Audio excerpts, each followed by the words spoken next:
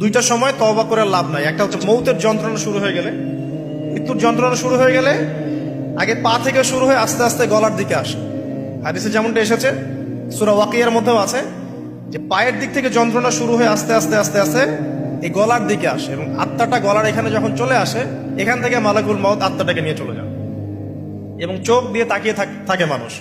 রুহটা চলে গেলে মানুষ চোখ দিয়ে তাকিয়ে থাকে, দেখবেন এই কারণে মৃত ব্যক্তি তাকিয়ে থাকে, চোখ খোলা থাকে। এবং তখন আসমান থেকে সিঁড়ি নামিয়ে দেওয়া হয়, ওই সিঁড়িতে করে আত্মা চলে যাচ্ছে, ও তাকিয়ে দেখে যে আত্মা চলে যাচ্ছে।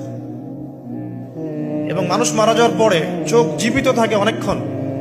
মেডিকেল সায়েন্স যারা পড়েছে তাদেরকে জিজ্ঞাসা করবে, মানুষ ডেড হয়ে গেলেও চোখ দেখবেন আরো কয়েক ঘন্টা, হয়তো আরো নির্দিষ্ট একটা সময় পর্যন্ত চোখটা কিন্তু জীবিত থাকে।